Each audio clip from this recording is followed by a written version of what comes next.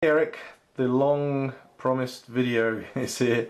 I couldn't find any base map data, so when we go offline I'll show you in a second that we won't have a base layer, but everything's functional. I just couldn't find any good data to do what I was trying to do, so I'll keep looking at that. Anyway, so what you're looking at here is an Android tablet. The app actually runs on an iPad as well. I know we're building it for the iPad, but it runs on both. I've just got an Android handy, so the application itself is a combination of what you've probably seen looking at GIS Cafe videos, the online-offline work we were doing, and some of the code John put in place. We've got a bit of a combination going here. The UI is something we've just put together, very flexible. We'll talk about how we want it to look and feel. Workflows as well. I'm going to show you we can adjust. So these are kind of workflows that made sense to us. But again, it's what makes sense to you and guys in the field that is what we're really building this for. The data itself is Culvert's data, as you can see. It's being served up from ArcGIS Online, so we've actually published the ArcGIS server layer to our ArcGIS Online account, and then we're just pulling it from there. So this is the full workflow with online and server in the mix. We've actually published the map to as you see, to a certain extent, a certain limited extent in Idaho. There's about 1,100, 1,200 points there. Performance is good. There's about 300 points in total in that layer, and I've tested it with all the points, and performance is okay, but you can see it degrading. As we said on the phone, and we'll talk more about that, I think if we ensure that the application is used for focused data collection, i.e. for those smaller areas where guys are working, then we shouldn't have any problem with performance on the device, and it's going to be less confusing for the people who are working, who are looking at, all they want to do is work with a subset of the data, not the whole thing. So anyway, we'll talk more about that. But performance wise, I've done quite a bit of testing, looks good. UI wise, it's let's just tap a point and I'll show you. We're a little bit far out, so tapping these points is, I did well. So your typical attributes box, and we've got all the data there, and I noticed at the bottom actually we can add attachments, which is nice because we've already got that functionality ready in the app, so that's good. Top right hand corner, we've got just a table of contents there, so we can turn layers on and off. We've got the ability to go back to full extent. So if they zoom right in and they want to come back to their initial loading extent, that's what full extent is. And then we've got a geolocate button there, which will zoom them to where they currently are. And then there's the edit tool right here. Tapping that box, we've only got one editable layer. If there were multiple layers in here, they'd appear. We just got the Culvert's data set, so we can actually, and I'll show you this in the offline mode, how that works. So we'll tap that. So those are the options. Let's go ahead and go offline.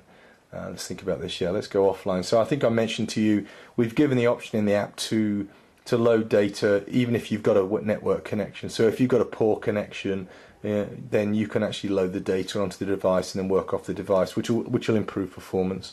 So let's go ahead and load the offline data. It'll take a second, as it's actually writing the data to the device, and then it's reading from the device to get the data back. So when the base map and everything disappears, we're now reading off of the device, and so everything is local to the device.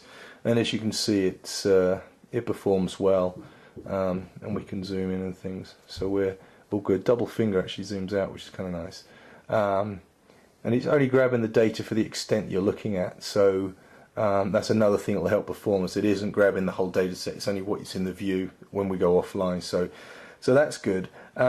Let's go ahead and what else was I going to do? I was going to show you the edit option. So if we select this, the edit attributes, hopefully that comes up my tab. There we go, and it should be populated. I'm not sure why that one isn't populated. Maybe that's one somebody added. Anyway, it should be populated with data, but that's the box that comes up. Now we're working with this at the moment. In fact, I've got a call with Esri in, what's the time now, in about 10 minutes to talk about this. We're pushing the limits of some of their software with this web stuff, with this mobile stuff, and you can see things like the overlaps of these boxes, the extent of the box. There's a few things in here that aren't working as well as we want, and some of it's actually out of our hands, so we're talking to Esri about how we can make some adjustments to what they've got in their core code to allow us to do some of these things. And this is the main culprit, actually, this one here. But in here, if we wanted to actually update attributes, add attributes to this, take them away, edit them, this is where we do it, in this one here. So let's take that away. What I'm going to do is just add a point to the map. So I'll add it arbitrarily in just here. And there you see we actually add the point, we get the attributes, empty attribute box up that we can actually update for that new feature. So then we've added a new feature to the application.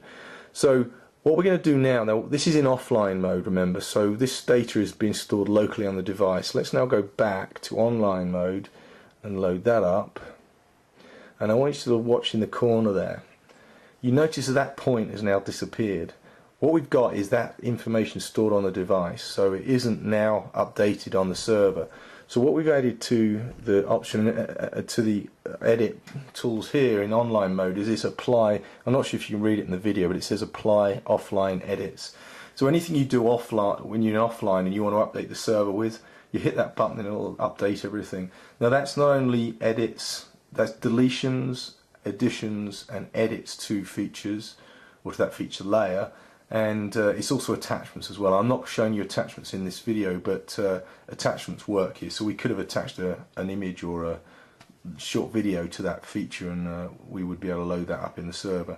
So let's go ahead and apply offline edits. Now I haven't tested this yet against the server, so I'm hoping the server is going to ingest this. If it doesn't, it's on the server and not the application end. So let's just try it. And there it is. So we've now updated the server. So if we actually went to look at that in ArcGIS Online, or if we had a viewer that could go into ArcGIS Server, we would now see that point. So there's the full workflow.